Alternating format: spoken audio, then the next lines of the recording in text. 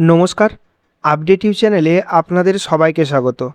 রাজ্য সরকারের 14ই মের নোটিফিকেশন অনুযায়ী 2011 সালের পর থেকে এবং বিশেষ করে টিএমসির জামানায় দুয়ারে সরকার ক্যাম্পের মাধ্যমে ইস্যু করা 1.5 কোটির বেশি জাতিগত শংসাপত্র বা SC/ST ওবিসি সার্টিফিকেট পুনরায় যাচাই প্রক্রিয়া শুরু হয়েছিল। কিন্তু সম্প্রতি কলকাতা হাইকোর্ট এই যাচাই প্রক্রিয়ার ওপর জারি করল একটি বড়সড় স্থগিতাদেশ। কিন্তু কেন এই স্থগিতাদেশ দেওয়া হলো? হাইকোর্টে দুই পক্ষের কি যুক্তি উঠে এলো, আর এর সরকারি প্রভাব আপনার অথবা আপনার পরিবারের সরকারি চাকরির ফর্ম ফিল আপ থেকে শুরু করে রেজাল্টের ওপর কি প্রভাব পড়তে চলেছে, আজকের ভিডিওতে A to Z সমস্ত বিষয়টা আলোচনা করব আপনাদের সঙ্গে। তো ভিডিওটা একটু স্কিপ না করে সম্পূর্ণ শেষ পর্যন্ত দেখবার অনুরোধ রইল। চলুন শুরু করা যাক। বিষয়টির মূলে পৌঁছাতে গেলে আমাদের একটু পিছন ফিরে তাকাতে হবে। গত 14ই মে রাজ্য সরকারের তরফ থেকে একটি বিশেষ বিজ্ঞপ্তি বা নির্দেশিকা প্রকাশ করা হয়। সেখানে বলা হয়েছিল 2011 সালের পর থেকে রাজ্যের যত তপশিলি জাতি অর্থাৎ SC/ST এবং ওবিসি সার্টিফিকেট ইস্যু করা হয়েছে তার সবকটির পুঙ্খানুপুঙ্খ ভেরিফিকেশন করা হবে। বিশেষ করে টিএমসি জামান দুয়ারে সরকার ক্যাম্পের মাধ্যমে যে লক্ষ লক্ষ সার্টিফিকেট দেওয়া হয়েছিল সেগুলোর বৈধতা যাচাই করার ওপর বাড়তি জোর দেওয়া হয়।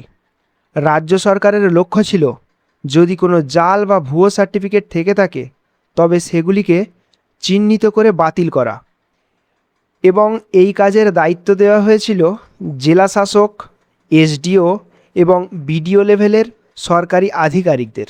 যে সমস্ত সার্টিফিকেট ভুয়ো বলে মনে হচ্ছিল সেগুলি সঙ্গে সঙ্গে বাতিল করে সরকারি পোর্টালে আপডেট করার কাজও কিন্তু পুরোদমে শুরু হয়ে গিয়েছিল। তো ভিডিওর পরবর্তী পার্টে যাওয়ার পূর্বে আপনাদের কাছে একটা ছোট্ট রিকোয়েস্ট, আপনারা যারা এই আপডেট ইউ চ্যানেলটা প্রথমবারের জন্য ভিজিট করছেন প্লিজ চ্যানেলটাকে সাবস্ক্রাইব করে দিন, এবং সাবস্ক্রাইব করা হয়ে গেলে পাশে থাকা বেল আইকনে ক্লিক করে অল নোটিফিকেশান অন করে রাখুন, যাতে এই চ্যানেল থেকে যখনই কোনো গুরুত্বপূর্ণ তথ্য নিয়ে আসা হবে সেটা সরাসরি আপনারা নোটিফিকেশান আকারে পেয়ে যেতে পারেন। আর যারা অলরেডি চ্যানেল সাবস্ক্রাইব করে রেখেছেন তাদের অসংখ্য ধন্যবাদ। তো পরবর্তীতে জানানো হচ্ছে রাজ্য সরকারের এই ভেরিফিকেশন ড্রাইভ চলাকালীন বিষয়টি পৌঁছায় আদালতের দরবারে। কলকাতা হাইকোর্টে একটি জনস্বার্থ মামলাও দায়ের করা হয়। এই ক্ষেত্রে আবেদনকারীর পক্ষে যুক্তি অর্থাৎ আদালতের শুনানিতে আবেদনকারীর পক্ষে বর্ষিয়ান আইনজীবী বিকাশ রঞ্জন ভট্টাচার্য তুলে ধরেন একটা অত্যন্ত গুরুত্বপূর্ণ প্রশ্ন। তিনি দাবি করেন রাজ্য সরকারের কাছে এভাবে ঢালাওভাবে বা পাইকারি হারে ইতিমধ্যে দেওয়া কোনো SC/ST সার্টিফিকেট বাতিল করার পূর্ণ অধিকার আইনি এখতিয়ার বা ক্ষমতার মধ্যে নেই। একমাত্র নির্দিষ্ট নিয়ম বা আইন পর্যালোচনার মাধ্যমেই এই জাতীয় বিষয়ের সুরাহা হতে পারে, এবং সেক্ষেত্রে রাজ্য সরকার যুক্তি দেখায়। রাজ্যের পক্ষের অ্যাডভোকেট জেনারেল সুরজিৎনাথ মিত্র আদালতে জানান রাজ্য সরকার কোনো খামখেয়ালি সিদ্ধান্ত নিচ্ছেন না। ভোটার কার্ড, আধার কার্ড, পারিবারিক ইতিহাস ও বংশতালিকা খতিয়ে দেখেই ভুয়ো সার্টিফিকেটগুলোকে বাতিলের প্রক্রিয়া চালানো হচ্ছে।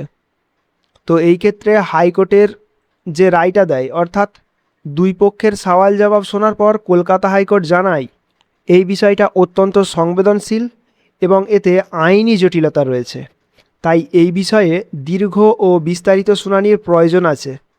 আর সেই কারণেই আদালত আপাতত রাজ্যের ওই 14 মের বিজ্ঞপ্তির ওপর অন্তর্বর্তীকালীন স্থগিতাদেশ বা স্টে অর্ডার জারি করল। অর্থাৎ চূড়ান্ত রায় না আসা পর্যন্ত রাজ্য সরকার আর নতুন করে কোনো ভেরিফিকেশন চালাতে পারবে না এবং কোনো সার্টিফিকেট বাতিলও করতে পারবে না। ঠিক আছে, তার সাথে এখন একটা প্রশ্ন সবার মনের মধ্যেই রয়েছে যে এই আইনি স্থগিতাদেশের ফলে সাধারণ মানুষ এবং বিশেষ করে লক্ষ লক্ষ চাকরি প্রার্থীর ভবিষ্যতে তাহলে কি হতে চলেছে। প্রথমত, সরকারি চাকরির বিজ্ঞপ্তি বা রেজাল্ট প্রকাশে ফের বিলম্বের আশঙ্কা তৈরি হলো। আপনারা জানেন কিছুদিন আগেই ওবিসি সার্টিফিকেট সংক্রান্ত একটা আইনি জটিলতার কারণে বেশ কিছু সরকারি চাকরির পরীক্ষা এবং তার ফলাফল আটকে গিয়েছিল। আর আবার এই এখন SC/ST সার্টিফিকেটের ভেরিফিকেশনের ওপর স্থগিতাদেশ আসার ফলে স্কুল সার্ভিস কমিশন অর্থাৎ SSC সহ একাধিক নিয়োগ প্রক্রিয়ার নোটিফিকেশন ও রেজাল্ট প্রকাশে ফের জট তৈরি হলো। দ্বিতীয়ত, সার্টিফিকেটের বৈধতা নিয়ে ধোঁয়াশা তৈরি। যেহেতু ভেরিফিকেশন ড্রাইভ আপাতত স্থগিত রাখা হয়েছে, তাই যারা পরীক্ষা দিয়ে রেজাল্টের অপেক্ষায় রয়েছেন তাদের মনেও তৈরি হচ্ছে নতুন সংশয়। কারণ ভেরিফিকেশন না হওয়া পর্যন্ত ভুয়ো সার্টিফিকেটধারীদের আলাদা করা সম্ভব হচ্ছে না। আবার অন্যদিকে বৈধ সার্টিফিকেটধারীরাও দীর্ঘ অপেক্ষার শিকার হচ্ছেন। 3 নম্বরে জানানো হচ্ছে চূড়ান্ত সিদ্ধান্তের অপেক্ষা। অর্থাৎ রাজ্য সরকার এখন আদালতের পরবর্তী শুনানির ওপর নজর রাখছে। তাই যদি হাইকোর্ট থেকে স্পষ্ট কোনো গাইডলাইন না আসে, তবে প্রশাসনিকভাবে নিয়োগ থমকে থাকার একটা বড় সম্ভাবনা থেকে যাচ্ছে।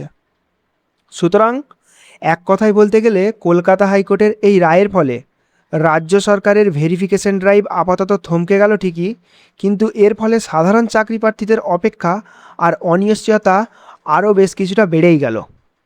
এই পুরো বিষয়ে আপনাদের কি মতামত? রাজ্য সরকারের এই ভেরিফিকেশন ড্রাইভ কি সঠিক ছিল, নাকি হাইকোর্টের স্থগিতাদেশ দেওয়াটাই যুক্তিযুক্ত হয়েছে? আপনার মূল্যবান মতামত অবশ্যই নিচে কমেন্ট সেকশনে কমেন্ট করে জানান। ভিডিওটা তথ্যবহুল মনে হলে লাইক দিন আর বন্ধুদের সঙ্গে প্রচুর পরিমাণে শেয়ার করুন। তার সাথেই ভবিষ্যতে এই মামলার নতুন কি আপডেট, এছাড়াও এরই পাশাপাশি অন্যান্য সরকারি চাকরির নোটিফিকেশন পেতে আপডেট ইউ চ্যানেলটিকে এখনই সাবস্ক্রাইব করে রাখুন এবং পাশে থাকা বেল আইকনটিকে প্রেস করতে একদম ভুলবেন না। তো দেখা হচ্ছে পরবর্তী ভিডিওতে। ততক্ষণ ভালো থাকুন, সুস্থ থাকুন। ধন্যবাদ।